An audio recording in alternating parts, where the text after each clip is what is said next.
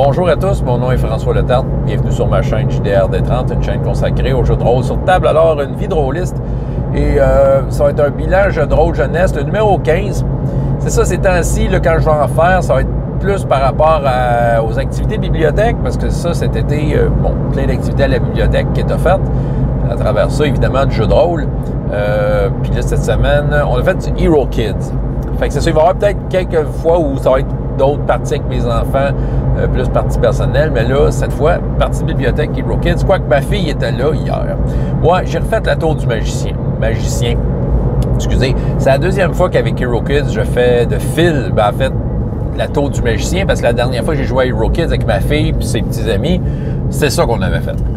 Là, c'est sûr qu'elle est fini l'école, ma fille, là, tu sais, fait que c'est l'été, c'est les vacances, puis elle fait pas le camp de jour. Ce qui fait que je vais l'amener avec moi au travail, une fois de temps en temps. Puis à travers ça, mes activités que j'organise, je vais l'inscrire en même temps. Elle va pouvoir s'amuser. Puis c'est ça, j'y avais dit, écoute, tu l'as fait la tour du magicien, là, mais moi, je vais changer des affaires. Puis de toute façon, les dés, quand ils roulent, ils changent l'histoire. D'une certaine façon, il y a des choses qui se déroulent pas comme que c'était la dernière fois. Puis, en effet, j'ai changé quelques affaires. Il y a des pièces qui rentraient et disaient « Ah oui, je sais ce qu'il y a là! » Ben, je disais « Ouais, mais tu le dis pas. De toute façon, je l'avais changé. » Parce qu'il y a des trucs dans ce module-là qui... il y a comme une faiblesse dans le module. C'est le sous-sol. Le sous-sol de la tour. Il y a comme un bassin, mais que... il n'y a comme rien, je sais pas. Mais je pense que moi, je me suis toujours amusé à cacher des trucs là-dedans assez incroyables. Et comme de fait, j'ai mis une tentacule qui sortait, qui essayait d'attraper les joueurs avec un trésor de caché dans le bassin. J'avais fait ça aussi la fois d'avant, le trésor caché, mais j'avais mis un danger différent.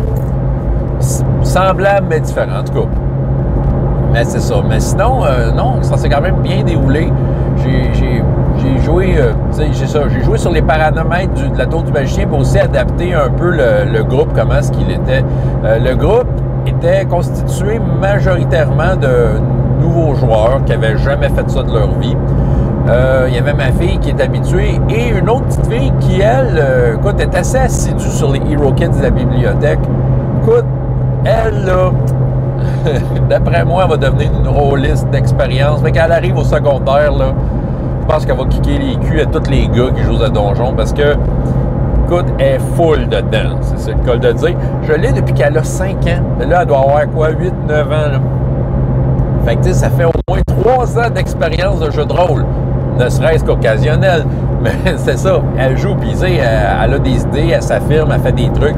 Elle essaye des affaires, c'est ça. Puis elle, là, ça a l'air que, sa mère, je la connais bien. Fait que, ça a l'air qu'elle, là, les activités jeux de rôle, là, elle les écrit au calendrier, puis elle regarde quand ça arrive. Elle a super hâte. Ça, sérieux, c'est trippant. Les autres, c'était tous des petits nouveaux. Écoute, je dirais que, dans les nouveaux, t'as le classique, celui qui est complètement traumatisé de l'expérience et qui dit rien. Mais il y a du monde qui sont de nature gênés. Il a fallu que je les dégêne. Il a fallu que je prenne des stratégies pour les embarquer. La stratégie de leur donner des choix. La stratégie de faire des sondages de table, de les faire sonder à main levée sur certaines décisions. C'est ça. Écoute, j'avais un petit gars, il avait 5 ans. Lui, c'est drôle. Parce que, il était quand même participatif, mais c'est son degré d'attention à 5 ans, ça ne dure pas longtemps. Et la partie, on l'a joué sur presque 1h30. Il est quand même bon, là.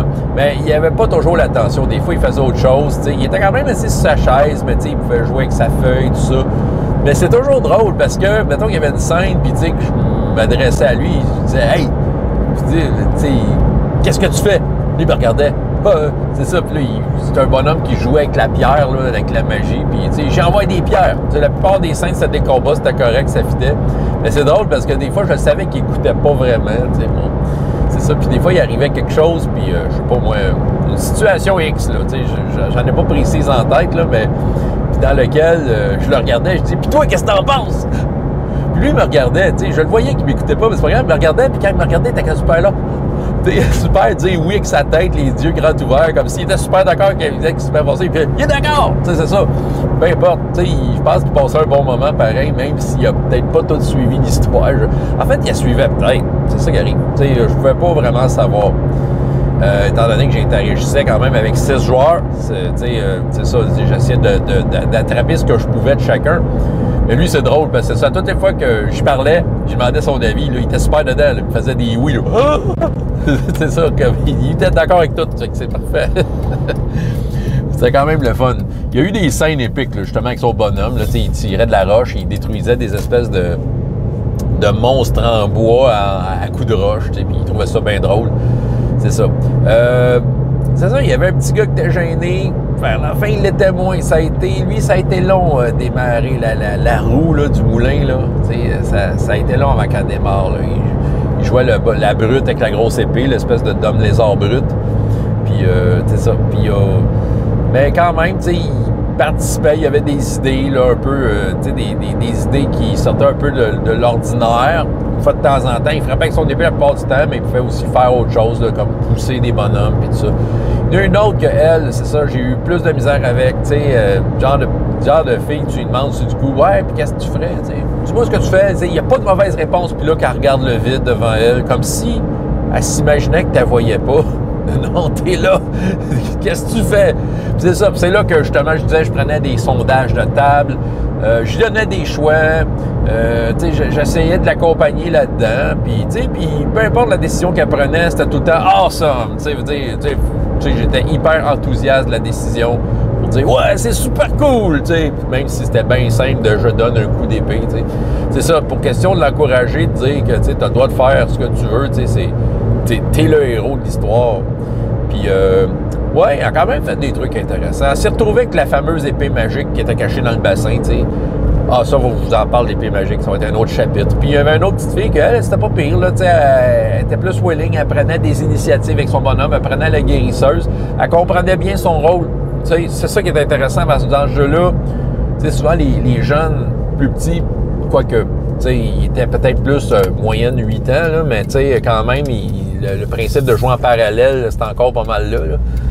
Mais, tu sais, que chacun fasse son show de son bord sans se soucier de l'autre, puis après ça, se demander pourquoi ils sont morts. Mais elle, tu sais, la guérisseuse, elle comprenait très, très bien son rôle, et ça, c'était vraiment bon. Puis sérieusement, il y a des scènes que de la façon que les déroulaient, tu sais, j'y ai dit une chance que t'es là, parce que c'est ça, il y a à tout bout de champ. Ma fille, son personnage, elle s'était pris une fée. Ça venait du supplément, genre de bonhomme à la Disney. Là. Puis c'est ça, puis elle s'était pris une fée. Puis c'est ça, à tout bout de champ, elle se faisait pogner par le tentacule, puis elle mourait. elle disait, je m'en vais y toucher. Fait qu'à tout bout de champ, tu sais, elle arrêtait pas de la ramener. Puis c'est ça, dans plein de scènes, elle proposait, OK, y a-tu quelqu'un qui est blessé? OK, je te touche. En touchant, t'es capable de guérir une blessure. En tout cas, tu sais, elle comprenait bien son rôle, c'était intéressant. La fameuse épée, tu sais, étant donné que la game était sur le long, quand ils ont trouvé l'épée, ben justement, on a comme un peu... Là, c'est là que j'ai sorti un peu le principe jeu. Je dis, bon, OK, c'est une épée. Tu sais, ça va être facile à manipuler pour ceux qui ont des habiletés avec l'épée, tu sais. Il y avait juste 2 personnages que c'était ça.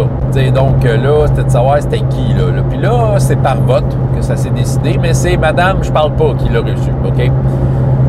Fait que là, j'ai dit, OK, t'as l'épée dans les mains. Là. J'ai essayé de me créer un moment extraordinaire pour un peu aussi, encore une fois, la réveiller, essayer de voir si ça pouvait dire des choses.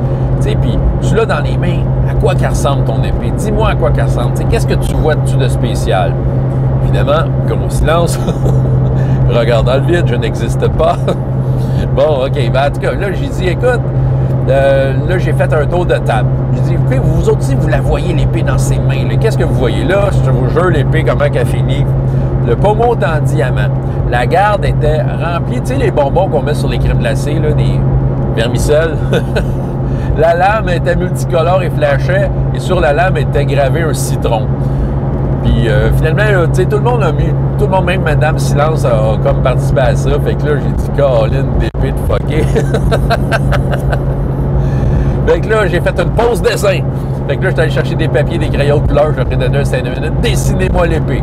C'était correct, ça donnait une pause intéressante. Ça change un peu le mal de place. Parce que veux pas, Hero Kids, c'est un jeu beaucoup basé sur la bataille. Beaucoup basé sur tu roules des dés pour essayer de battre une situation. Puis, tu sais, des scènes de roleplay, c'est difficile quand ils sont petits d'avoir un vrai échange de roleplay, quoique ça s'essaye des fois, là. Mais, tu sais, outre le roleplay qui peut s'essayer, je pense de faire des pauses dessins, c'est toujours winner. Fait que ils ont tous dessiné leur épée, c'était hilarant. Ils ont tous dessiné une épée avec un citron dessus. C'est ça. Puis voilà. Puis là, j'ai complété la tour du magicien avec un twist. Là, le magicien, il avait son livre de magie avec un nuage noir qui sortait dedans. Puis lui, il était dans une cage magique. Puis c'est ça, tu sais. Fait que ça permet aux joueurs de se creuser un peu la tête sur comment régler la situation. Puis c'est ça. Fait que bref, je pense que tout le monde a eu pas mal de fun. Même Madame Silence, je pense qu'elle a tiré son épingle du jeu au final. Est-ce qu'elle va revenir? Peut-être pas. Mais au moins, elle l'aura essayé. Puis, tu sais, je peux pas dire que j'étais pas enthousiaste. Mais reste que c'est ça. J'ai quand même eu un beau moment d'Hero Kids. La tour du magicien, c'est ça. Malgré la faiblesse du sous-sol, je trouve que c'est une aventure qui est le fun. Tu sais, c'est vraiment le principe du monde d'un étage. À chaque étage, il y a quelque chose. Puis, il y a un mystère à la fin. Mais, tu sais, les aventures d'Hero Kids, j'aime bien ça, les pimper, parce qu'elles sont très, très basiques. Bon, faut dire que Justin Hallyday, l'auteur, qui écrit ses aventures, il les écrit avec en tête, il écrit avec un peu les enfants de 4 ans en tête. Là, des fois, il ne faut pas que tu aies trop de situations complexes et étranges. Là. Fait que, en tout cas, bref, c'est le fun des pimpés. Là. Il y a de la place pour rajouter des idées intéressantes. C'est ça que j'avais à vous raconter aujourd'hui, François Letarte, JDR Détente. Jusqu'à la prochaine fois, il y a autant de plaisir dans la vie que dans les jeux. Au revoir!